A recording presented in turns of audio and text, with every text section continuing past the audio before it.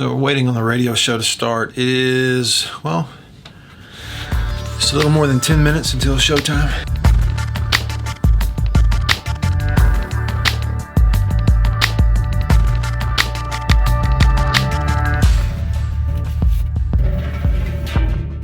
People are excited about college football tonight. You're going to have Southern Miss and South Alabama. You're going to have UAB playing Central Arkansas. However, I did see the note today. The ratings for the Central Arkansas-Austin Peay game last Saturday night on ESPN were nothing. 500,000 people total, and that's much lower than I thought it would be for an actual live football game on TV. So, surprised by that. We'll talk about that today on the radio. Anyway, got things posted this morning, as you saw on the blog. Went out for a walk. Anna Beth and I walked the neighborhood together. Came back, put the show together, eat lunch on the air in 10 minutes. Back with you, hour two, just getting started. 1/3 of COVID-19 positive Big Ten athletes have myocarditis.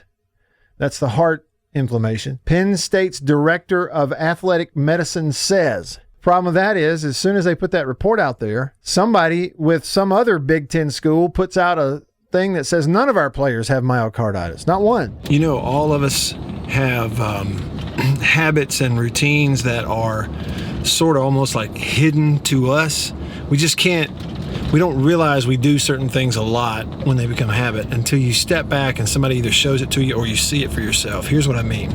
I spend so much time in the car behind the wheel, and I don't even realize it until I go back and I watch some of the vlogs I posted, or during editing as I film things throughout my day, sort of documenting what's going on over the course of a day and a week. It just kind of hits me in the face when I'm looking at it on my computer screen, just how much time I'm actually behind the wheel driving around. And I mean, I don't even think about it. It's a routine, it's a habit, but it's something that is a huge part of my life and takes up a lot of time.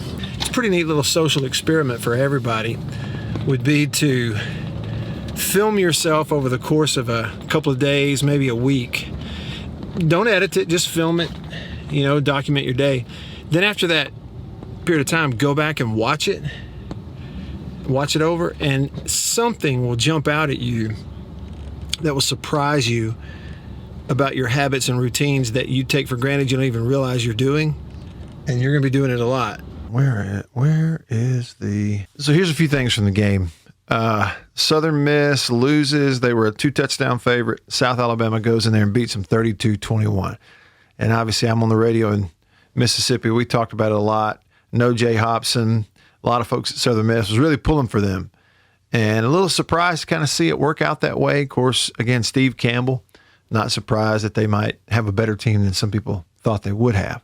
But South Alabama was in shape, physical, fired up, played hard for 4 quarters. Southern Miss, it's not like Southern Miss got whipped. It was, the margin was close, but Southern Miss looked like they maybe weren't in as good a shape and didn't quite play as hard as South Alabama. Both teams missed a lot of tackles, but it's like Southern Miss missed more tackles throughout the game than South Alabama did. And third downs were a huge difference. South Alabama was pretty doggone good on third downs. Southern Miss was pretty bad on third downs. Few calls went against Southern Miss, did hurt them. Final score 32-21. I looked at a few plays during the ball game. Like I think this was that first touchdown for South Alabama. And what I saw was the safety coming out of center field. Corner flew out of there as they kind of rotated the coverage. And watch, safety, they run the vertical to clear out the throwing lane to that curl, and then he gets rid of it just before he got hit. And then you missed a couple of tackles. 1, 2, and then even a third tackle, the guy coming over runs him down, but you miss him out there at about the 15. It turns into a touchdown. So, that was a big play in the game. Let me draw this up. Here was another big play in the game. They pick it up, and the pocket's dirty. So he steps up, and this guy Trotter for South Alabama did a great job all night stepping up in the pocket and pocket awareness. So he's got one there, but it's a little bit dirty. and dirty pockets lead to interceptions. I think that's what led to the misread is he fired it down there. Even though he was clean, there was people flying around him, and he was just not really able to be comfortable. No, this is a missed touchdown right here for Southern Miss. They had him wide open on a crosser, and he just missed him. Third down, you see, so they didn't stay on the field on third down. He just kind of chooses the wrong guy. Not much else you could say about that. In man-to-man coverage, they fooled the linebacker who went with the back. They left the crosser uncovered, and the quarterback just didn't see him. So a busted coverage for South Alabama, but Southern Miss was not able to make them pay for it. Example of why Southern Miss at times couldn't stay on the field on third down. Touchdown run for South Alabama, combo up to the linebackers, and then you didn't get gap responsibility on the backside. Somebody went inside or out and should have been in that gap. Could have just been a great block by the tight end for South Alabama. And touchdown. See how they punch it in right there. I know I'm going fast, but I've got to. Here's one that led to an interception. They're bringing that trigger blitz off the hash, and he's reading it, and he sees it and never saw the robber in the middle of the field in that nickel package. And so he throws it while he's getting hit and, just throws it right to the robber. So really good job defensively, kind of good design. And that's the purpose of that robber. You hope the quarterback's eyes don't get there and he can kind of play the football, and that's what they did. Here's a big play for Southern Miss. Great read by the quarterback, sees the safety, go back to the middle, come back to the one-on-one, throw it up, and look at the play on the ball.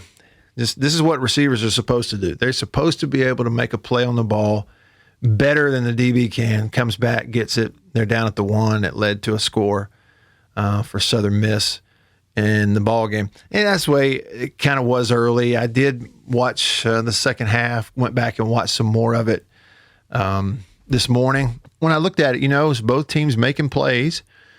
It's just that South Alabama made more of them. But, a little sloppy tackling. Expected to see it with the abbreviated and different preseason. But still a lot of plays were made.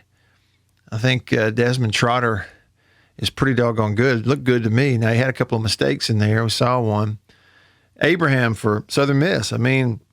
He never made a crucial mistake in the game. He was 22 of 32 for 314 yards and no touchdowns, no picks. But, maybe a missed opportunity here and there on third down. But the big thing was Southern Miss couldn't run the ball. They finished the game with less than 100 yards rushing across the four quarters. And so it was all on Abraham. So they made him one-dimensional by South Alabama totally stopped their run game. Made them one-dimensional, and they completed a lot of balls, but they never, hit the big play outside of the one that took them down to the 1 yard line. So they kind of stifled them. It was a good game plan. South Alabama just played a little harder. How about that? Recapping football on the vlog.